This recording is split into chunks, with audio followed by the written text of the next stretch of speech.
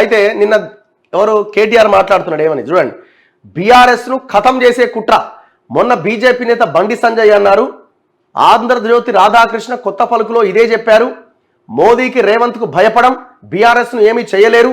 మేం మరో 8 స్థానాలు గెలిచి ఉంటే హంగేర్పడేది. మల్కాజ్గిరి బీఆర్ఎస్ సన్నాహక సమావేశంలో కేటీఆర్ అట. ఇప్పుడు అందరూ అట్లే అంటారు, నేను 8 గెలిస్తే అయిపోతుండే, నేను 2 గెలిస్తే అయిపోతుండే. ఇప్పుడు ఎగ్జామ్ పాస్ అయ్యే అర్ర మార్కుతో పోయిందే, నేను వచ్చిండే నాకు పెద్ద పదవి వచ్చేదని అనుకుంటా. ఏం చేస్తావు? నీకు 8 వచ్చుంటే హంగేర్పడేదంటే ఏం చేయాలి? మరి ఓడిపోయిన సంగతి దాన్ని ఎందుకు ఇది చేస్తున్నావు? నువ్వు ఎంతసేపు నేను ఓడిపోయినా ప్రజలు నాకు వ్యతిరేకంగా తీర్పిచ్చినారు, ప్రతిపక్షంలో కూర్చోబెట్టినారు అన్న దాన్ని ఆలోచించట్లే. ఎంతసేపు కొంచెం అయితే అయిపోతుండే, ప్రజలు ఈర్షతో ఓట్లేసిరు, మాకు అభివృద్ధిని చూసి ఓటేయలే, ఈ లైన్ తప్ప ప్రజలు ఇచ్చిన తీర్పును అంగీకరించే పరిస్థితిలో నువ్వు లేవు. ఇంకొకటి, ఇక్కడ బీఆర్ఎస్ను ఖతం చేసే కుట్ర. ఎవరో ఖతం చేయాల్సిన అక్కరే ఉంది. బీఆర్ఎస్ను ఖతం చేస్తున్నదే నువ్వు. భారత రాష్ట్ర సమితి అనే పార్టీని ఖతం చేస్తున్నదే సగమేమో మీ నాయన పని కానిచ్చిండు. ఆ టీఆర్ఎస్ని బీఆర్ఎస్గా మార్చి సిట్టింగ్లకి టికెట్లు ఇచ్చి అహంకారం పెరిగిపోయి, తలకాయలున్న మెదడు మోకాళ్ళకు పోయి అహంకారం భారీగా పెరిగిపోయి, దోపిడీ చేసి వేల కోట్ల రూపాయలు, లక్షల కోట్లు సంపాదించి భూములు కబ్జాలు పెట్టి అట్లా మీ నాయన సగం ఖతం చేసిండు. అందులో మీ పాత్ర కూడా ఉన్నది. ఇప్పుడు మిగతా సగం అట్లా ఉన్న పార్టీని ఇప్పుడు నువ్వు నీ నోటి ద్వారా మిగతా మొత్తం ఖతం చేస్తున్నావు. ఎవరో చేయాల్సిన అక్కరే ఉంది. బీఆర్ఎస్ నట ఖతం చేసే కుట్రాడ. ఇవాళ అధికారంలో ఉన్నప్పుడు ఏం మాట్లాడినండి వీళ్ళు?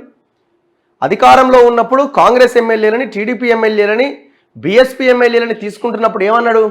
అయ్యా ఎందుకు అట్లా ఎమ్మెల్యేలను తీసుకుంటున్నారు, ఇది కొనడం దుర్మార్గం కదా అంటే, మా ప్రభుత్వాన్ని అస్థిరపరిచే కుట్ర చేస్తున్నారు అని అన్నాడు. మా ప్రభుత్వాన్ని అస్థిరపరిచే కుట్ర. ఇక్కడ ఏదో పేపర్లా ఇక్కడ అన్నట్టు గుర్తు, ఏడుంది అది,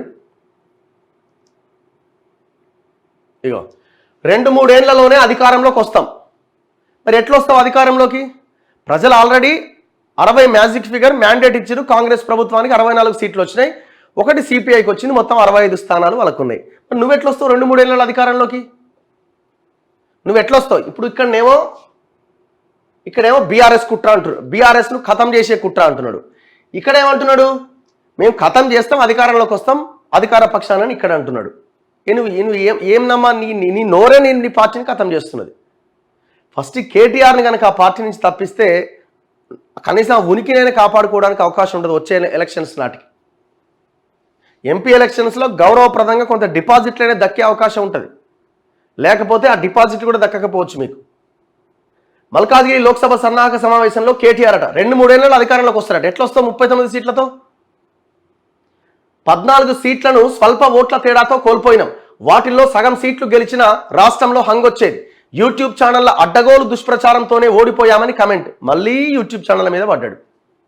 అసలు యాక్చువల్గా ఈయన పెట్టిన 32 యూట్యూబ్ ఛానళ్ళు పెట్టి ఉంటే అయిపోయేది అని పెట్టిన ఆ లైనే పెద్ద తప్పు అని ఆ పార్టీలోనే చర్చ జరుగుతున్నది. ఇంత దిగజారిపోయి స్టేట్మెంట్లు ఇస్తే పార్టీ ఎక్కడ ఉంటుంది అని అంటున్నారు వాళ్ళు. మళ్ళీ అదే స్టేట్మెంట్ ఇచ్చిండు, మళ్ళీ సేమ్ స్టేట్మెంట్ ఇచ్చిండు చూడండి. 14 సీట్లలోనట స్వల్ప తేడాతో మరి 70,000 50,000తో ఓడిపోయిన సీట్ల సంగతి ఏంది? మరి ఇప్పుడు కాంగ్రెస్ కూడా స్వల్ప తేడాతో ఓడిపోయిన సీట్లలో కూడా నెగ్గుంటే అసలు నువ్వు చెప్పే దాంట్లో ఏమైనా లాజిక్ ఉన్నదా? ఇప్పుడు మిగతా ప్రతిపక్ష పార్టీలు వాళ్ళు కూడా స్వల్ప తేడాతో ఓడిపోయిన సీట్లలో వాళ్ళకు కూడా మెజారిటీ వచ్చి ఉంటే అని వాళ్ళు కూడా అనుకుంటారు కదా, నాకు 75 వచ్చేవి అనుకుంటారు వాళ్ళు. నువ్వు ఎట్లయితే 14 సీట్లలో స్వల్ప తేడాతో ఓడిపోయినావు, అవి కూడా అందులో సగం వచ్చుంటే మనకి హంగు ఏర్పడేదని నువ్వు ఎట్లయితే అనుకుంటున్నావో వాళ్ళు అనుకుంటారు. రిజల్ట్ వచ్చే నీకు ప్రతిపక్షంలో కూర్చోబెట్టి దాన్ని యాక్సెప్ట్ చేసి పని చేయి. ఈ సొల్లు కబుర్లు, ఈ ముచ్చట్లు జనం నమ్మరిగా అయిపోయింది. జడ్జిమెంట్ ఇచ్చేసిరు జనం. నేను మొన్న కూడా ఒక వీడియో చేసిన కదా, నేను 14 సీట్లో స్వల్ప తేడా అంటే నీ తేడా ఏందనేది మొత్తం నియోజకవర్గాల వారీగా చూపించిన కదా. 50,000 70,000 60,000. మరి అట్లా ఓడిపోయిన పరిస్థితి ఏంది? నీకు హైదరాబాద్లో సీట్లు రాకపోతే నీ పని ఏడుండేది ఆలోచించి ఒకసారి. నల్గొండ, మహబూబ్ నగర్, కరీంనగర్, వరంగల్, ఖమ్మం ఏమన్నా మిగిలినవా ఈ జిల్లాల్లోనూ? రూరల్ ఏరియాలో నీ పరిస్థితి ఎట్లుంది ఒకసారి చూడు. నీకు హైదరాబాద్లో వచ్చిన సీట్లు రాకపోతే 10 సీట్లు 15 సీట్ల దగ్గర ఆగిపోయాడు నువ్వు.